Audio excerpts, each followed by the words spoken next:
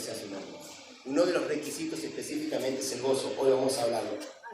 ¿Sí? Siempre uno debe entender que la alegría dentro de uno no debe ser creada, o sea, no debe ser promovida por algo, sino que uno debe específicamente ya desde por sí haber alcanzado la alegría, realmente el gozo de estar simplemente en su presencia, debe ser natural. Así que sonría, el Señor le ama. Sonrían los feos. Bendecimos su nombre. Tetzabé y mandarás. Tetzabé y mandarás. Eso es lo que significa Tetzabé. Le vamos a hablar de Tetzabé y una de las para allá en donde se declaran ciertos elementos muy importantes, entre ellas obviamente la vestimenta sacerdotal, la menorá, las vestimentas sacerdotales, el ungimiento de los sacerdotes. Eso es lo que habla Tetzabé, ¿sí? Pero no es generalmente lo que vamos a hacer hincapié. Debemos entender que en esta para allá hay mucho simbolismo, porque está el candelabro, ¿sí? Está el altar del incienso, está la menorá, que es el candelabro, obviamente, ¿sí? Las vestimentas repartidas, ¿sí? El efod, el manto, obviamente, la kipá, que significa, que dice santidad a Adonai, que va puesta sobre la cabeza del sacerdote, las sandalias, o sea, hay un montón de simbolismo, pero debemos entender específicamente que por qué hay simbolismo, por qué la Torá habla de simbolismo, o la Torá, por qué la Torá nos enseña a nosotros con símbolos. ¿Se dio cuenta que la Torá nos enseña con símbolos? ¿Se dio cuenta que está llena de símbolos? Uno debe entender la razón. ¿Por qué la Torá está llena de símbolos? Es porque la mente humana es una mente simbólica. Es una mente específicamente que se maneja con símbolos. Entienda algo, en los primeros tiempos, en la escritura hebrea, en los primeros tiempos, no era como la que conocemos. Primero, obviamente, fue una escritura hebrea llamada exactamente, el paleo-hebreo o el paleo-hebreo. El paleo-hebreo, claro que sí, es de Fari, papá. Es impresionante lo que sabe esa mujer. El que se una matrimonio con Vivi va a ser rico. Obvio, va a sacar. Exactamente. Manden a los que están viendo esto, manden por favor, ¿sí? El número, yo voy a determinar, ¿sí? No voy a hacerla acá, voy a hacer el filtro. ¿Me entiendes? Porque hoy hablamos de eso, entonces estamos en ese tema. Entonces, el paleo hebreo tenía que ver con ¿qué? El paleo hebreo tenía que ver con figuras, imágenes. Al principio eran figuras, eran imágenes. O sea, por ejemplo, obviamente todo tenía una imagen. La cabeza de un buey, por ejemplo, ¿sí? Un bastón, una serpiente, todo eso representaba, obviamente, ¿sí? Algo, representaba, obviamente, una letra. Y dos, por ejemplo, una serpiente y un bastón representaban una palabra. El toro, la cabeza del toro con una casa representaba otra palabra, y así sucesivamente. Al primero fue el paleo hebreo, por eso mismo que la mente específicamente está acostumbrada a los símbolos, porque los símbolos obviamente los símbolos son fáciles, o sea, tienen que ver con la visión, tienen que ver con lo que vemos y con lo que recibimos. Pues realmente lo que vemos y conocemos, obviamente es lo que recibimos en verdad. Por ejemplo, si uno me hablara, si uno no conociera, por ejemplo, no conociéramos la serpiente, uno diría, ¿qué es una serpiente? Entonces te dibujo una serpiente, algo totalmente recto que después específicamente se puede doblar, se pone en círculo, queda así medio zigzagueando, pero uno dice, ¿qué será una serpiente? Si no conociera una serpiente. Hoy nosotros conocemos una serpiente, sabemos la forma que adopta, sabemos que se enrosca, sabemos que la serpiente actúa en forma de un... puede actuar como un resorte, sale así disparada desde un lugar a otro, o sea, su veneno es mortal, obviamente tiene una lengua que zigzaguea específicamente, ¿no? Que sisea, ¿sí? Y que demuestra, hay algunas serpientes que son cascabel y cuando mueven la cola obviamente hacen el ruido, esas son las más peligrosas supuestamente, o una de las más peligrosas. Hoy entendemos eso porque tenemos una cierta un cierto conocimiento y lo vemos. Pero si nosotros no tendríamos la enseñanza, no sabríamos cómo opera una serpiente y no veríamos realmente, yo te digo, yo te pregunto a vos, ¿qué es una serpiente? Entonces la persona no sabría cómo especificarla. De hecho es más, obviamente. O sea, no sabría la persona, ¿sí?, qué grado de mortandad tendría la mordida de una serpiente, según la clase de la serpiente. Entonces una persona que no conoce ese tipo de cosas, se acerca a una serpiente, podría llegar a morir. ¿Me entienden? Todos esos conocimientos tienen que ver específicamente con lo visual, con lo que nosotros vemos. Si vemos un caballo, sabemos que el caballo obviamente relincha, que el caballo al principio obviamente no es manso, que si lo queremos domar, obviamente nos vamos a pegar semejante golpe porque el caballo no se va a dejar domar al principio. Entonces uno entiende todas esas cosas porque conoce y porque ve.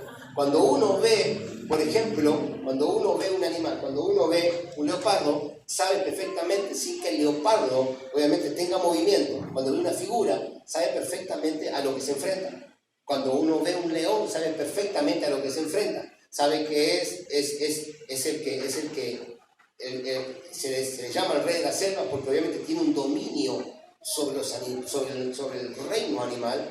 Entonces uno entiende que no podría llegar a acercarse a un león al menos que ese león haya nacido con él. Sino de lo contrario, específicamente él sería una amenaza para el león. Y el león podría, obviamente, un animal carnívoro, podría específicamente atacarlo, matarlo y comérselo. Es obvio. Hoy tenemos los emojis, Exactamente. Hoy vemos los emojis, vemos un emoji que está sonriendo y le mandamos una sonrisa chispazo a la persona diciéndole me reí. Entonces la persona del otro lado lo recibe conforme al emoji. Audiovisual. O sea, es visualización. Es algo específicamente que la Torá, obviamente, la Torá usa mucho. Pero los tiempos han cambiado muchísimo. Y nosotros no tenemos específicamente a ciencia cierta, ¿sí?, el conocimiento completo del hebreo, porque obviamente, vuelvo a repetir, el hebreo comenzó con un paleohebreo, con unas formas y una especie de dibujos. Después fue transmutando y vino el arameo y después vino el hebreo y después vino el hebreo moderno y hay un montón de cosas y las letras fueron mutando. Pero aquellos que están familiarizados con esto saben perfectamente, entienda esto, cuando una persona en hebreo específicamente dice, por ejemplo, perfume, la persona que dice perfume, obviamente que está hablando del perfume en el hebreo, no está hablando de una cosa abstracta. Está hablando en referente a un perfume y cuando habla del perfume, siente el olor, siente su esencia y entonces el perfume cobra vida. Por eso mismo en el hebreo, obviamente, la etimología de la palabra es mucho más completa. Si yo hablo específicamente hoy, ¿sí?, de la mano, del dedo de Dios, aquellos específicamente tienen los que han nacido, los que están metidos en este asunto, ¿sí?, los que crecieron con esto, saben perfectamente lo que genera el dedo de Dios. Entonces, obviamente, cuando hablan del dedo de Dios, instantáneamente el temor se apodera de ellos. Sin embargo, específicamente, si nosotros hablamos del dedo de Dios, a usted no le genera ningún temor. Usted dice, el dedo de Dios. Y entonces, seguramente que se empieza a preguntar cuál dedo será, ¿no? ¿Me entienden? O sea, es porque no le genera un temor. Porque la etimología de la palabra, porque no conocemos la etimología de la palabra, no entendemos la veracidad de los hechos. El Espíritu Santo se movía sobre la faz de las aguas. Entonces uno se imagina una paloma. ¿Por qué? Porque tuvieron que representarla en forma de paloma. En el libro de Mateo, el Espíritu Santo bajó en forma de paloma. No está representada como paloma. La forma, dice, descendió como paloma. O sea, el descender de una paloma, ¿usted lo conoce? Es un descender manso, tranquilo, apaciguado. Obviamente descienden de una manera señorial. Asimismo descendió el Ruach, pero no descendió como una paloma. Entonces salen todas las canciones diciendo la paloma blanca del Espíritu Santo, la, pero nunca dijo la palabra que era en forma de paloma. Poder de los gemelos fantásticos, actívense, en forma de paloma. ¿Me entienden? O sea, es imposible. Es imposible. Entonces, estamos acostumbrados a leer. Obviamente, estamos acostumbrados a leer. Estamos acostumbrados a leer y a entender mal. Dicen, ¿de dónde saliste? 50 años de nada. Eran dibujitos espectaculares. 50 años no son nada. Entonces, estamos acostumbrados a leer y leemos mal. El Espíritu Santo descendió en forma de paloma. No descendió en forma de paloma, descendió como. O sea, como una paloma. El descender de una paloma. El aterrizar de una paloma. ¿Me entiendes? Manso, tranquilo. Por eso es que dice astuto como serpiente y manso como paloma. Sin embargo, uno realmente puede generalizar y decir específicamente astuto como serpiente. Sí, lo tengo que picar entonces. ¿Me entiendes? Porque algunos hasta interpretan mal las escrituras. Entonces, ¿cuál es el punto? Tenemos una mala acción de las escrituras. Y por eso mismo tenemos hoy lo que tenemos. Por eso mismo hoy no podemos lograr, específicamente, ¿sí? No podemos lograr lo que realmente nos pretendemos y nos cuesta tanto. ¿Por qué? Porque no hemos aprendido, ¿sí?, a entender la etimología de la palabra hebrea con todas sus interpretaciones. Entonces, obviamente uno dice, che, ¿tan difícil es? Y sí, por eso es que la palabra dice específicamente, ¿sí? Por eso es que la palabra a nosotros nos muestra, obviamente, que realmente el camino, dice, es angosto, dice, pero es pedregoso, dice, es con espina, esto, con aquello, con lo otro. O sea, es que realmente hay tanto misticismo en todo eso. Nos han enseñado, mejor dicho. Hay tanto misticismo en todo eso que te la hacen difícil. Pero aquel que realmente, obviamente, si tiene la necesidad de aprender las verdades de un reino, entonces, obviamente, cuando comienza a estudiar correctamente y se introduce correctamente como debe introducirse, cuando dice perfume, entonces el olfato comienza a sentir un perfume. ¿Nunca le pasó? Y cuando dice la voz del Eterno es como si resonara específicamente en los aires y entonces la comienza a escuchar. Y cuando habla de un silbo apacible, realmente se hace ese silbo apacible y se personifica. Es tan impresionante, obviamente, ¿sí?, el poder de Hashem. Obviamente, cuando nosotros cuando nosotros entendemos que la palabra es viva y eficaz, no es abstracta. Por eso mismo leemos, por eso mismo no accionamos con poder una palabra. ¿Por qué? Porque nosotros no creemos que la palabra sea con poder. Queremos soltarla con poder, pero al fin y al cabo no hace lo que nosotros queremos. ¿Me entiendes? ¿Por qué? Porque no estamos comprometidos con la verdad de Dios. Estamos comprometidos con la religión, pero no con la verdad de Dios. Lo peor que hay en nuestra vida, que lo que nos pudo haber pasado, es la religión.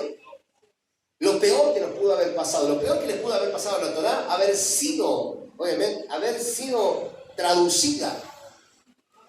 Lo peor que nos pasó a nosotros es adquirir la Torá traducida.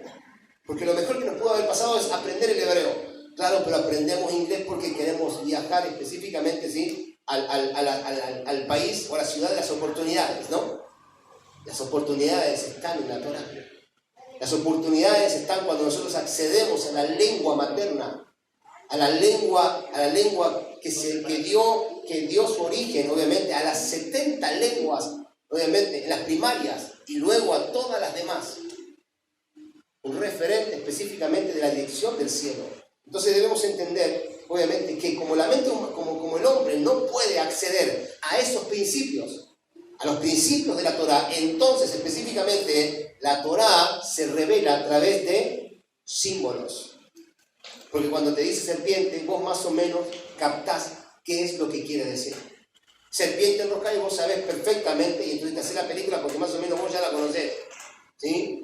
Entonces te dice, la mujer es como vaso más frágil y vos ya te estás imaginando una copa de cristal. O sea, bien frágil, en donde vuelas así, ¡pum!, se rompió. Entonces vos ya te estás imaginando cosas por la simbología de la palabra. ¿Me entiendes? Ese es el tema.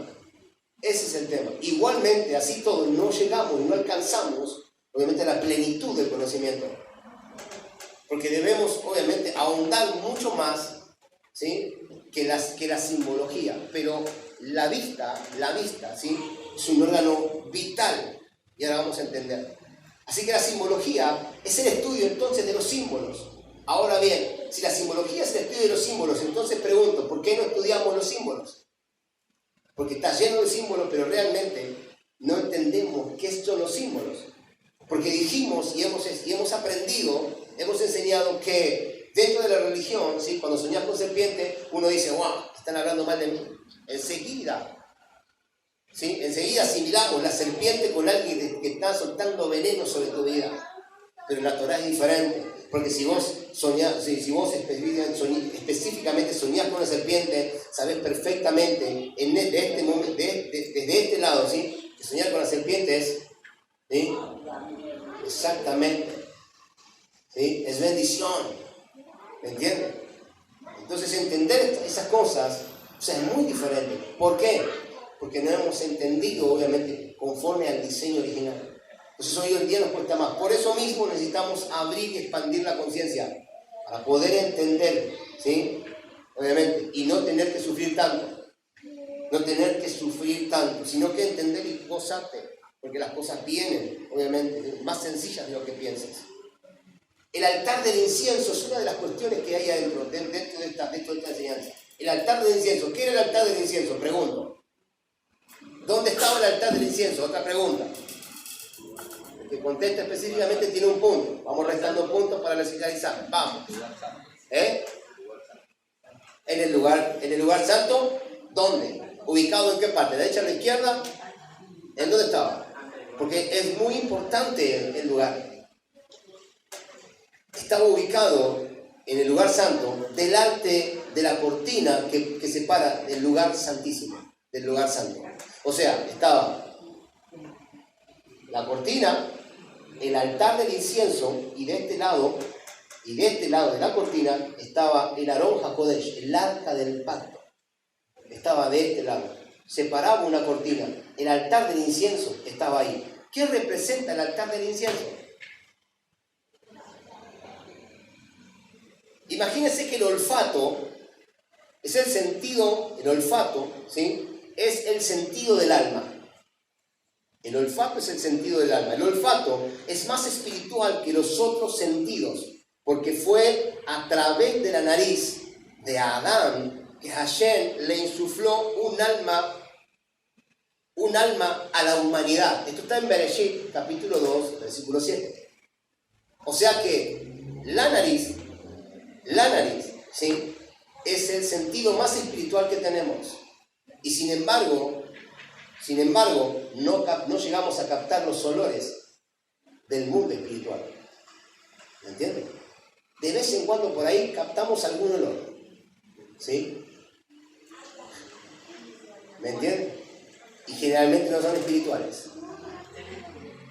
Ahora bien, dice que la nariz está delante de la boca, encima de la boca, encima de los labios.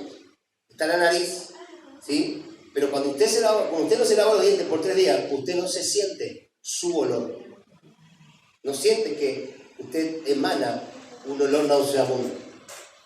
No lo siente, y puede estar así porque la nariz específicamente no huele su olor. De hecho, es más, no se pone desodorante por un par de días y vea que usted no se da cuenta si es que no jede demasiado.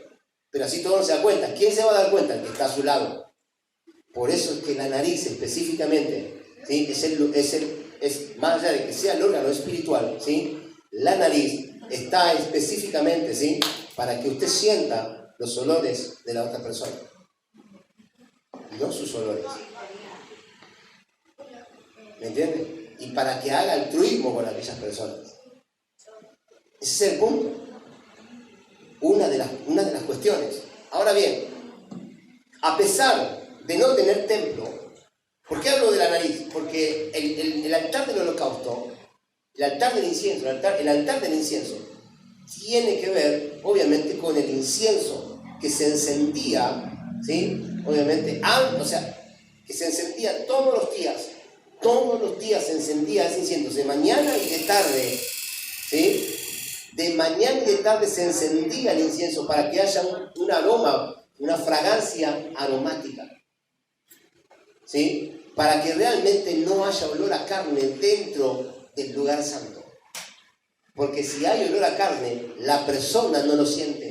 Y si la persona tenía olor a carne, cuando entraba al lugar santísimo y emanaba un olor a carne en vez de un olor a incienso, esa persona podía morir. El sumo sacerdote, que entraba una vez al año, obviamente, debía entrar primeramente con el incensario. O sea que levantaba la cortina, metía el incensario dentro, cuando se llenaba el lugar santísimo de incienso, entonces después entraba él. Porque si no había olor a incienso, la persona moría irremediablemente delante del arca del pacto, porque el olor a carne, ¿sí? El olor a carne específicamente, ¿sí? Dios no lo permitía. Por eso mismo, específicamente, obviamente, está en la leche de Cafru. ¿Por qué la leche de Cafru? Porque la leche de Cafru, o sea, las leyes alimenticias, hacen que el sudor no huela tan raro. Que sea menos poderoso. ¿Me entienden? Porque en aquel momento, díganme una cosa, en aquel momento no había Rexona. ¿Sí? Así que, obviamente, si lo abandonaba. Y uno se daba cuenta específicamente, pero ahora yo digo, ¿cómo es que a lo lejos, o sea, cómo es que en aquel momento no había ese tipo de cosas? ¿Y cómo es específicamente que no hay una sola línea de decir, la persona tenía olor, emanaba un olor fuerte, desagradable a través de su poro? ¿No está escrito? Porque realmente, específicamente, es muy importante. Eso es muy importante, ¿me entienden? Entonces, entender estas cuestiones es muy lógica para poder entender lo que viene. A pesar de no tener templo, el incienso puede ser ofrecido incluso, ¿sí? Si el altar haya sido desarraigado. ¿Qué significa esto? Que el único que puede ser ofrecido delante del altar, delante de Dios, es el incienso. Aún no haya templo en Israel. Lo único que puede llevarse adelante es, obviamente, es el elevar o el encender incienso. Hoy en día nosotros lo vemos específicamente, claro, como el hecho del servicio a Hashem. Lo vemos como el servicio a Hashem. El hecho de, obviamente, el estudio de la Torah, ¿sí? Los mandamientos del Eterno, el gozo, la alegría. Y ojo, el que encendía el incienso tenía que tener gozo. Porque si encendía incienso con un mal humor, ¿sí? Obviamente, lo que le esperaba. Totalmente, caput, dijo uno. Que parezca un accidente. ¿Me entienden? Era muy tremendo, es muy tremendo estar delante de Hashem. Por eso mismo, específicamente, nosotros, obviamente, no ascendemos todo el tiempo. Imagínense, ¿me entienden? Por eso mismo uno se tiene que preparar para ascender. Por eso mismo la gloria no desciende. La gloria nunca descenderá en este tiempo. ¿Por qué no va a descender en este tiempo la gloria? Y porque estaríamos todos calcinados. O sea, esta generación en la cual estamos no tienen los méritos para poder estar delante de Hashem. Imagínense aquellos que cuando escucharon la voz de Hashem, ¿sí? Las neyamás salieron de su cuerpo, murieron todo el pueblo. Entonces dijeron, no, por favor, que a partir de ahora el representante sea Moisés, no sabe nosotros, tranquilos, no te queremos escuchar. Imagínense la santidad que tenía Moshe. Y así todo específicamente, ¿sí? Obviamente uno debía específicamente, ¿sí? Alinearse todos los días. Hoy el apóstol Pablo nos dice, este es nuestro culto racional. Estar delante de Hashem todos los días es nuestro culto racional. ¿Sí? Pero antes de estar delante de Hashem, dígale al que tiene a su lado que le pega alguna olfateadita para ver si está presentable para estar delante de la presencia. Conozco una historia de un hermano que cada vez que se levantaba para ir a orar, se bañaba, se ponía un traje, se perfumaba y se iba a orar. Zapatos bien lustrados y se iba a orar. Toda la mañana hacía esas cosas. El tipo era muy bendecido porque él se preparaba para presentarse delante del Creador. Sin embargo, nosotros a veces nos tiramos de la cama, ¿sí? Porque si no nos ponemos a levantar. Y ahí de la cama del suelo, Señor, quítame el sueño. Imagínense, ¿me entienden? La preparación es necesaria para estar delante de Hashem. La preparación es muy necesaria. La limpieza, ¿sí? La limpieza interior, la limpieza exterior es muy necesaria. Es importante estar bien preparado para subir delante del trono, ¿sí? Y no se olvide, con alegría, con gozo. Porque si no, de lo contrario, específicamente, ¿sí? Nunca alcanzaremos, ¿sí? Lo que realmente queremos alcanzar. Por eso es que Dios tiene protocolos para entrar delante de su presencia. En un nivel sinóptico, en un nivel simbólico, ¿sí? Todavía se puede acceder al poder del incienso aplicando este sacrificio a nuestras vidas. Y tiene que ver con el hecho de día y de noche. ¿Qué dice la palabra? Dice, de día y de noche meditarás en ella. Y nosotros nos presentaremos de día y de noche. El incienso se encendía de día y de noche, ¿sí? Se encendía incienso de día y de noche. Nosotros de día y de noche debemos ir específicamente a su presencia. Y soy sincero, totalmente sincero, porque uno no puede esconderse, ¿no? Hay veces que estamos tan cansados, ¿sí? Que ni de noche. Shema Israel, Adonai Eloheinu, Adonai Echad, y ya estamos roncando y hacia el otro día no paramos. ¿Me entiende? Porque el cansancio, ¿sí? Es tremendo. Pero el esfuerzo es válido. Hasta que en algún momento nos preparamos, obviamente nos ordenamos y entonces accionamos, ¿sí? El incienso representa la elevación de la Neyamá después del servicio. ¿Por qué después del servicio? Porque entraban los sacerdotes, los levitas, al lugar santo y hacían todo lo que tenían que hacer. Y después encendían el incienso. El incienso era como resultado después de toda su obra. Primero se hacía todo, los sacrificios de animales, ¿sí? ¿Sí? En el atrio. Después en el lugar santo hacían todo lo referente al servicio, obviamente, santo. Los panes del propiciatorio, o sea, los panes, la mesa de los panes, ¿sí? La menorá, el encendido del incienso, ¿sí? Que era por último el encendido del incienso. Eso es simbolismo, obviamente, que después de un día agitado, después específicamente de un día agitado y de habernos preparado, obviamente, llegamos delante del Eterno específicamente, ¿sí? Nos preparamos, nos saciamos específicamente para poder ascender a su presencia. Ese es el estado de la Neyamá, obviamente, porque la Neyamá todo el día anhela específicamente estar delante de Hashem. Podemos representarlo también en el momento cuando nos vamos a dormir y realmente entonces ascendemos hacia la presencia de Hashem, ¿sí? Pero hay un servicio que se debe dar todo el día, que es desde que nos levantamos hasta que nos vamos a dormir. Hay un servicio previo, obviamente, que uno debe hacer, porque el servicio es desde la mañana hasta la noche. Entonces, en esas cuestiones uno debe tener conciencia. Por esto es que debemos vivir con la conciencia de que somos Neyamá, no es que somos un cuerpo. Y acá está el error, de que estamos, obviamente, más allá de que estudiamos, la persona no entiende, no entra en razón de que todavía no entra en razón de que realmente somos Neyamá. ¿Me entienden? Somos Neyamá. ¿Qué significa ser Neyamá? Neyamá significa ser una persona con conciencia espiritual. Porque la Neyamá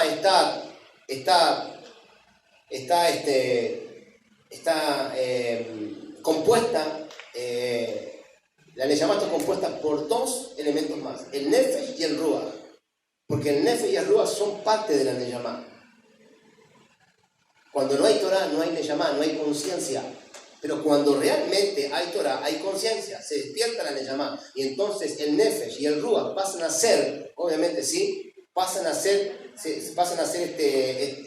una posesión de la Neyamá. Y todo todo nuestro ser comienza a entrar en un diseño netamente espiritual. Entonces, a partir de ese momento, nosotros somos Neyamá, no somos cuerpo. Por eso mismo dice la palabra, el primer Adán, ¿qué fue? ¿Sí? El primer Adán fue alma viviente y el segundo Adán fue espíritu vivificante. El primer Adán se lo llamó alma viviente, se lo llamó Neyamá. Pero el segundo Adán se lo llamó espíritu vivificante porque a través de Yeshua podemos ascender a los lugares espirituales siempre y cuando nosotros entendamos, ¿sí? y demos la activación a la Neyamá, entendiendo de que somos Neyamá específicamente, que somos seres espirituales, que estamos compuestos, ¿sí? por un cuerpo de este mundo, pero que esto puede ascender obviamente a planos mucho más espirituales. ¿Por qué el altar del incienso entonces está al final de esta enseñanza? Porque realmente en esta enseñanza el altar del incienso está al final. No se habla de algo tan importante, obviamente, sino que está al final, después de toda la enseñanza. Fíjese que toda la enseñanza trae el aceite para las lámparas, ¿sí? Las vestimentas del sumo sacerdote, el efod, el pectoral, el manto del efod, la corona sagrada, los sacrificios de la consagración, ¿sí? Las comidas del sacerdote, el holocausto continuo y el altar del incienso. Éxodo 30. El altar del incienso. Pero previamente, antes al altar del incienso, hay una serie de cosas que debemos adoptar, que debemos entender. ¿Qué es lo que debemos entender? Que primeramente está el aceite de las lámparas, ¿sí? El aceite de las lámparas. ¿Qué es el aceite? En definitiva, repasemos un poco. ¿Qué es el aceite? ¿Sí? Claro, el aceite es el combustible, pero ¿qué representaría el aceite en nuestras vidas? Vamos, la Torá es el aceite. Entonces, ¿cuáles son las lámparas? Exactamente, pero la vez pasada vimos una representación de que nuestros ojos son las lámparas, y es la lámpara ¿de qué? Del cuerpo específicamente, del alma específicamente. ¿Me entiende? ¿Sí? ¿Por dónde entra la Torá? Exactamente. ¿Me entiende? Por las ventanas del alma, por ahí entra la Torá, el aceite. ¿Me entiende? Entonces comenzamos específicamente adquiriendo aceite, ¿sí? Adquiriendo combustible que nos debe obviamente servir para todo el día. Luego tenemos las vestiduras del sacerdote, del sumo sacerdote, que son el efod. No vamos a hablar de ellos porque en particular cada uno, porque si no se nos iría la clase, pero tenemos el pectoral, el manto del efod, la corona sagrada que dice santidad a Adonai, obviamente que tiene que ver, la santidad viene a través de que nosotros emanamos, estudiamos, ¿sí? Los preceptos de la Torá y cuidamos nuestra visión específicamente en el día para que realmente todo eso tenga un orden divino, ¿sí? Los sacrificios de consagración, habla de la vestimenta, que es muy importante, y una vez hablamos de la vestimenta obviamente, ¿sí? Nos representa, las vestimentas nos representan. Por eso mismo que debemos entender que al menos, digo al menos porque realmente, o sea, a veces estamos en nuestro trabajo y con los calores que hace uno intenta ponerse lo más ligero de ropa posible, un shortcito, una remerita y se acabó la historia. Pero cuando vamos delante de Hashem, o cuando estamos estudiando, al menos debemos presentarnos porque estamos presentándonos correctamente. Y entonces tenemos, obviamente, sí, que estar mínimamente presentables. No puedo estudiar delante de Hashem con la ropa con la cual trabajé. No me puedo meter en Torah, a estudiar Torah con la ropa que vine de trabajo. Y a veces, y eso fue para mí, obviamente, un azote. Porque muchas veces salgo de trabajar, cierro el taller y estuve en el taller, no me ensucié tanto, pero estuve trabajando. Esas ropas no sirven para estudiar Torah. No son las vestimentas adecuadas para estudiar estar delante de Hashem. ¿Me entienden? Uno debe mínimamente asearse, cambiarse de ropa así. Es lo mismo que cuando viene Shabbat. No podemos entrar a Shabbat con las vestimentas que venimos de la semana. Debemos cambiarnos, asearnos, obviamente, y ponernos lo mejor que tengamos dentro de las posibilidades, ¿sí? obviamente para poder estar delante de Hashem, un día de Shabbat. Todo esto trae un beneficio tremendo. Trae un beneficio tremendo, obviamente, porque se ve la santidad, el apartamiento, ¿sí?, a los ojos de Hashem, y todo esto trae una bendición. Por eso mismo después tenemos las comidas sacerdotales. Tienen que ver específicamente, aún con lo que ingerimos o con lo que comemos. ¿Sí? Porque todo lo que ingerimos y lo que comemos es el vehículo de la Shejinah. Somos la carroza, ¿sí? Somos la merkabá de su presencia. ¿Me entienden? Pero en otros tiempos comíamos todo lo que venía y decíamos, oh Señor, siento tu presencia. ¿De dónde? Hoy lo entendemos. Y que realmente la Shejinah del Señor, obviamente, se posa sobre la merkabá, sobre una carroza que esté alineado conforme a su palabra. Y por eso esta alineación, todo lo que estamos viendo tiene que ver con lo que hacemos, porque obviamente somos lo que comemos. Y entonces específicamente vienen las leyes de alimentación. Entonces te dicen específicamente, te marca el paso, te dice esto y otro. Pero si nos sujetamos a las leyes de alimentación y no comemos específicamente lo que realmente el mundo nos da, ¿sí?, hasta obviamente empezamos a tener figuras excelsas. ¿Me entienden? Es impresionante. Claro que sí, porque hasta en eso Hashem tiene control de nosotros mismos. Y por ende, específicamente, el altar del incienso. O sea, el holocausto continuo, ¿sí?, que son las ofrendas enteramente quemadas, que todo lo que hago en el día lo hago como para Hashem. Todo lo hago como para Hashem, para tener bendición, y para que las puertas se abran. Y por último viene el altar del incienso. El altar del incienso tiene que ser, obviamente, es la frutilla del postre. Es cuando realmente venimos a Hashem después de un día agotado, nos preparamos para entrar en su presencia, y si hicimos las cosas correctamente en el día, ¿sí?, entonces nuestra Neyamá debe ascender para recobrar fuerzas. Eso es específicamente nuestro culto racional. Eso es lo que habla. No estaba tan alejado Pablo de las leyes sacerdotales. Pablo tenía razón en todo lo que hablaba. Ahora bien, escuche esto. Éxodo 36 dice, y lo pondrás al altar del incienso, y lo pondrás delante del velo, como le expliqué, que está junto al arca del testimonio. El altar del incienso, delante del velo que está junto al arca del testimonio, donde posaba la presencia. Delante del propiciatorio que está sobre el testimonio, dice, pondrás el altar del incienso.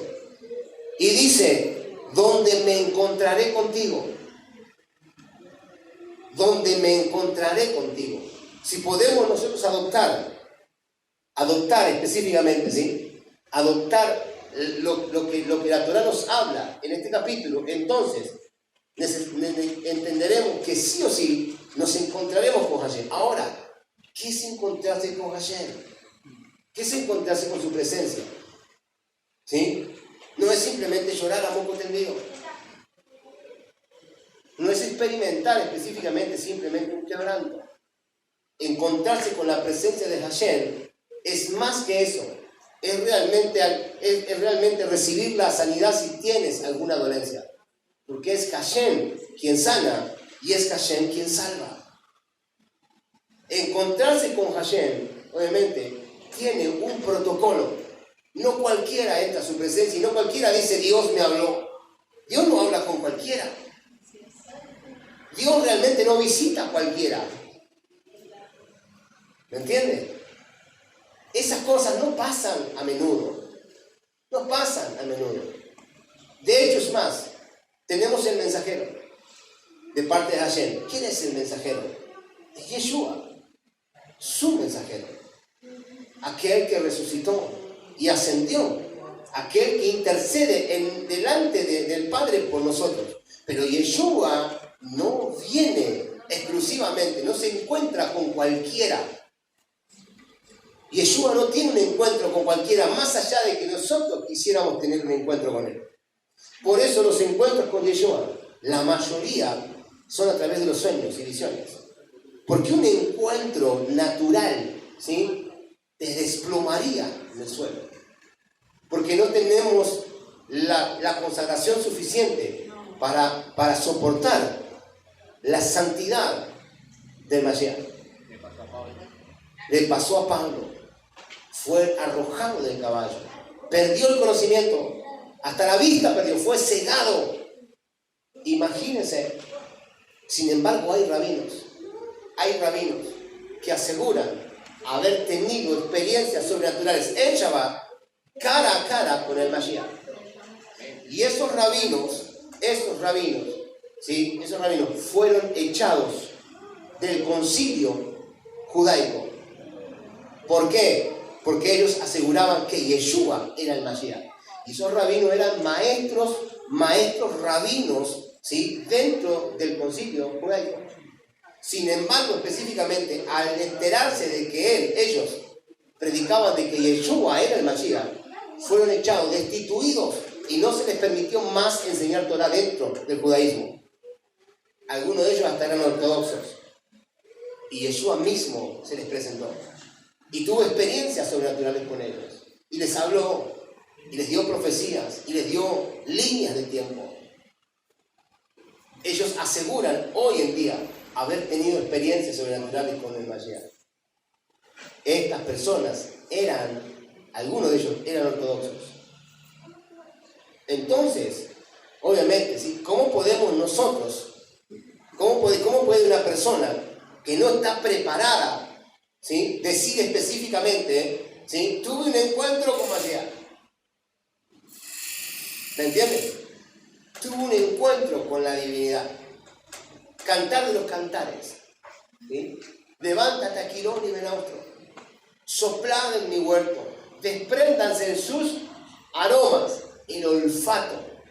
Soplad en mi huerto, despréndanse en sus aromas. Venga mi amado a su huerto y pruebe de su dulce fruta. ¿De qué estamos hablando?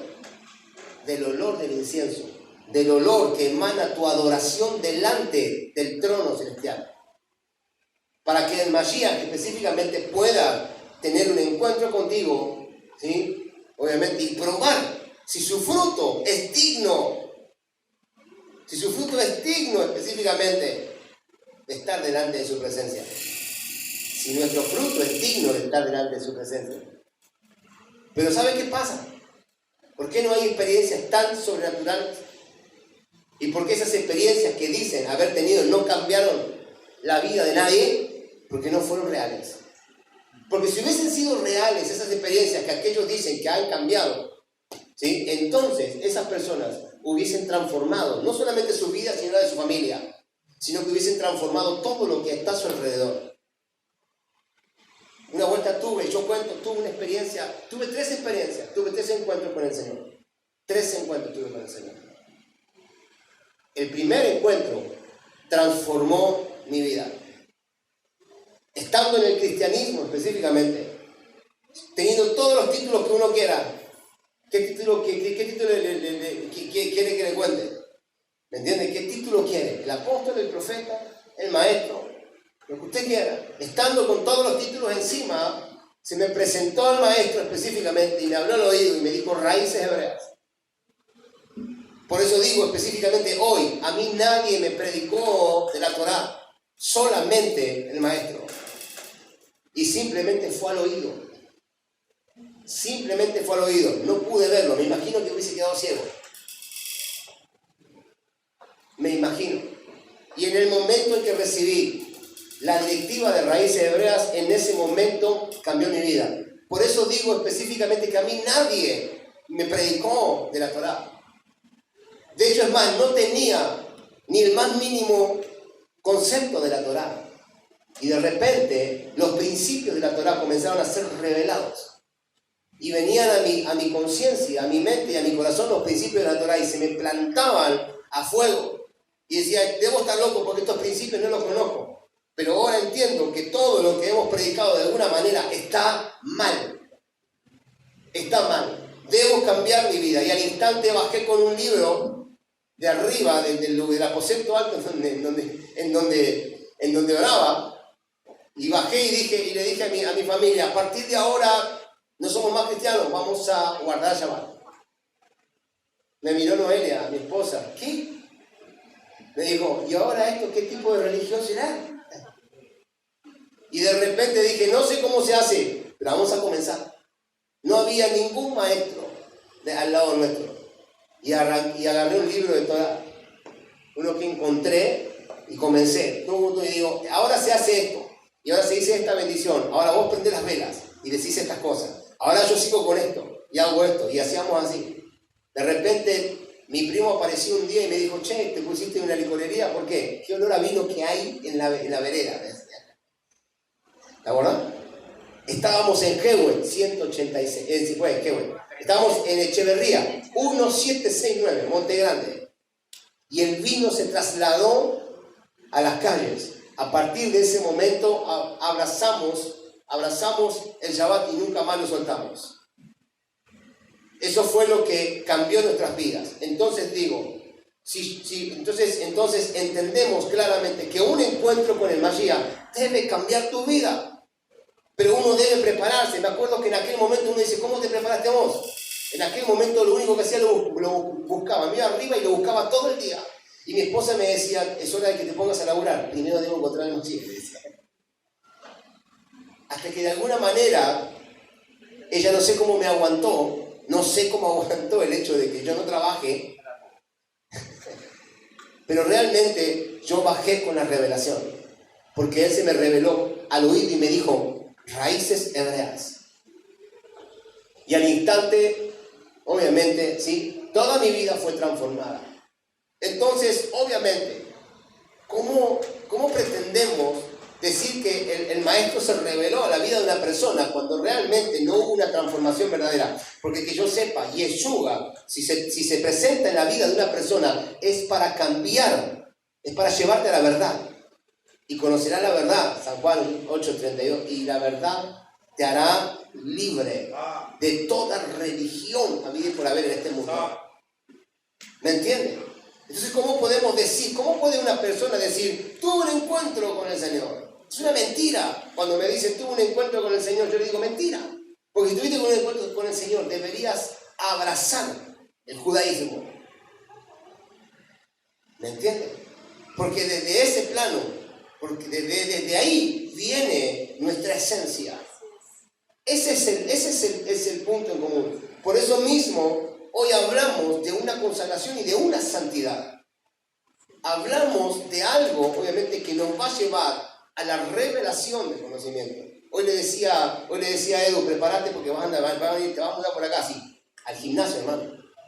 Nos vamos a ir al gimnasio y nos vamos a poner en forma. ¿Por qué? Porque tengo ganas de conquistar. Le digo, tengo ganas de conquistar. Me decía, vas a cumplir 50, parezco de 30. ¿Se me notan los 50? Ni arrugas tengo, mirá. Es que soy longevo.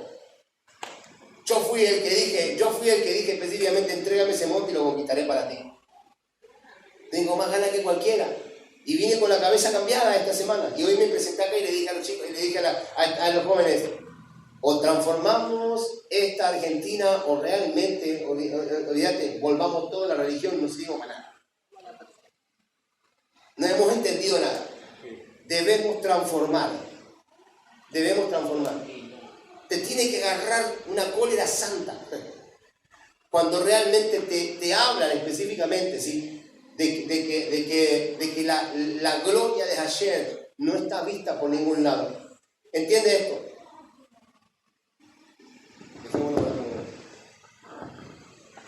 ¿Entiende esto? La palabra habla de 10 momentos de hambre, 10 hambrunas sobre la tierra. 10 hambrunas. Ya pasaron 9. No va a haber otra escasez de hambre sobre la tierra. Hambre de comida y de sed. O sea, de tener sed y hambre de comida. No va a haber. No lo va a haber. De parte de Dios no lo va a haber. El hombre está haciendo todo para que eso suceda. Pero de parte de Dios no lo va a haber. No te vas a morir de hambre. Porque Dios determinó que ya pasaron nueve escasez de comida, las cuales debían pasar. Entonces, ¿cuál es la décima que está registrada en la Torá? La décima que está registrada en la Torá está en el libro de los profetas, en donde dice específicamente que vendrá un hambre cual nunca ante la tierra, pero no hambre de comida ni de sed de agua, sino hambre de su palabra, porque la palabra escaseará. ¿Y qué haces con la comida si no tienes palabra? ¿Qué haces con la comida si no tienes revelación? ¿Qué haces con la comida realmente si no estás preparado para acceder, obviamente, al encuentro con la divinidad? Directamente comienza a cavar tu tumba, porque no tienes ninguna posibilidad, obviamente, de entrar al diseño de Hashem. No hay ninguna posibilidad de entrar al diseño de Dios. Ninguna posibilidad. Si la palabra comienza a escasear. Hoy hablábamos de la revelación. ¿Qué revelación podemos nosotros, qué revelación podemos tener, o qué revelación podemos alcanzar si la revelación, la mayor revelación de la historia está dentro nuestro y todavía no sabemos qué hacer con ella? ¿Qué revelación más grande puede haber que la revelación de que el Mashiach nos ha encontrado, nos ha salido al encuentro y nos ha traído realmente al reino mesiánico? ¿Qué revelación más grande que esta puede haber? De que tú ya estás en el reino mesiánico porque el Mesías de Israel te marcó el camino. Así es. Porque estamos en medio de la Torá simplemente por el hecho de que el Mashiach un día se reveló a este mundo y nos abrió el camino a la Torá. Por eso mismo, no puedo específicamente entender a aquellos específicamente, ¿sí?, que están de este lado, pero realmente se pasan al otro lado, se van de vuelta, ¿viste? Se van de rosca, se le dan vuelta como quien dice, se les vira el metal. ¿Por qué se les vira el metal? Porque se meten con Kabbalah y con el Zohar y se van de mambo y dicen, el Mashiach Yeshua no es el Mashiach, te dicen. Y te quieren predicar de algo que ellos nunca vivieron. Pero a ellos le predicaron y le dijeron, vení acá, y le mostraron eso. ¿Qué revelación más grande puede haber en este tiempo, ¿sí?, que el Mashiach te revele la palabra, que nadie, ningún rabino tenga que haberte revelado la palabra para decirte, ven a la Torá. Abraza el diseño de la Torá. Abraza las fiestas, abraza el Shabbat, abraza una nueva, abraza específicamente las fiestas. ¿Sí? No hay revelación más grande que esa. No hay revelación más grande que esa. Y sin embargo la gente específicamente sigue queriendo, obviamente, ahondar en la revelación, sin entender que la revelación sin un objetivo claro es como una droga. Es peor que la droga, porque se vuelve en contra. Se vuelve en contra. Por eso mismo hemos entendido que haber alcanzado esta revelación con el diseño, o sea, haber alcanzado esta revelación y tener la Torá en nosotros, abrazar la Torá en nosotros, ¿sí?, es lo suficiente como para cambiar el mundo, para cambiar la mente de una persona. ¿Quiénes son estos que trastornan el mundo? Hechos de los Apóstoles. Tenían al Mashiach y tenían la Torá. Tenían al Mashiach. Apocalipsis dice, los únicos que vencerán son los que tienen el testimonio del Mashiach, Yeshua. Los que tienen el testimonio de la Torá y los que han menospreciado su vida hasta la muerte. Estos son los que vencerán. Estos son los vencedores. Y cuando hablamos de menospreciar nuestras vidas hasta la muerte, tiene que ver con el hecho, obviamente, de que debemos avanzar para acelerar las cuestiones del reino. Sin importar, no es que sin importar, sin hacernos problemas por lo que este mundo nos plantea, la guerra que este mundo nos plantea, porque obviamente eso es cosa ligera para Hashem. Ocúpate de las cosas del reino de Dios y su justicia y todo será añadido. No te preocupes específicamente por las cuestiones de este mundo. Es que me falta, es que no, esta semana no cobré. ¿Cuál es el problema? Amén. ¿Me entiendes? ¿Cuál es el problema? ¿Todavía vives? Sí. Así es. Glorifica mi nombre porque la semana vas a cobrar el doble. Amén. ¿Me entiendes? ¿Cuál es el problema? No tengas, no tengas temor en esas cuestiones. No te dejes amedrentar por las cuestiones de este mundo. Sin embargo, específicamente, ¿sí? Si el mundo nos plantea, si nos plantea en guerra, nosotros ahí mismo dije, no, está todo bien, pero primero están mis hijos.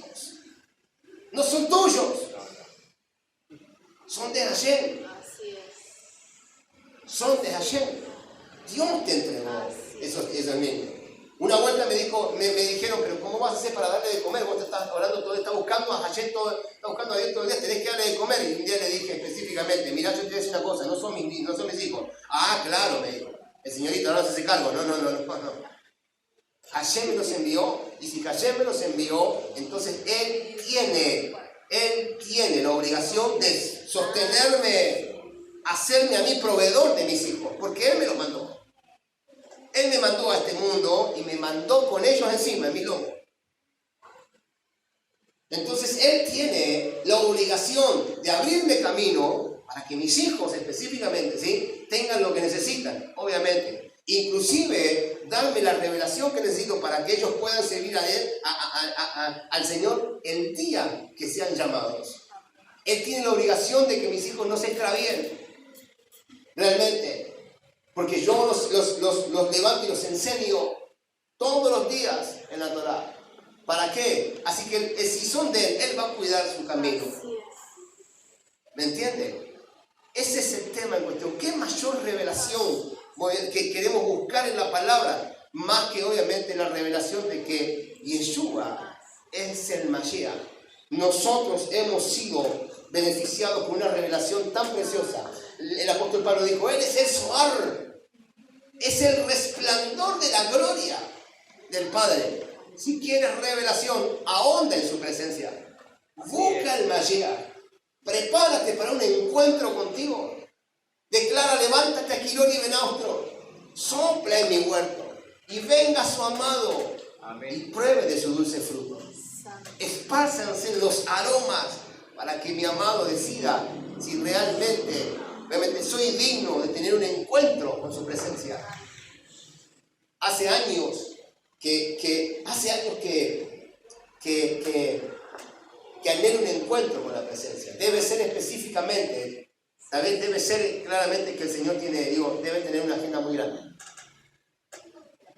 Pero sé que pronto viene mi oportunidad y debo estar preparado. Porque no sé cuándo, pero sé que viene pronto. Y sé que está pronto, lo bueno, puedo sentirlo. Y voy a estar preparado. Porque cuando Él venga, si Él me transformó una vuelta, esta transformación será tremenda. Esta transformación será para expandir el reino y todo su conocimiento a todos los que estén alrededor mío. Algo tiene que acontecer con ellos. Algo tiene que acontecer con aquellos que están alrededor nuestro. Así es. Por eso mismo debemos entender que Dios está hablando de una preparación. Todo este año vinimos hablando de preparación.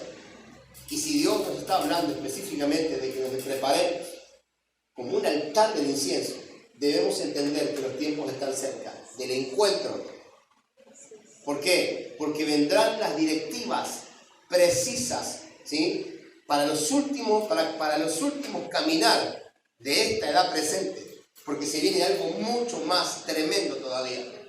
Pero necesitamos estar preparados para adquirir, ¿sí?, la dirección, para recibir la dirección del Eterno. ¿Quién sabe si tal vez es en un culto de exaltación, en donde todos caigamos delante de Él, absortos por su presencia, y comiencen a hablarnos al oído diciendo, prepárate en esto, en aquello, en lo otro, mira que esto, mira aquello, mira que lo otro, dándote direcciones a la Neyamá, ¿sí?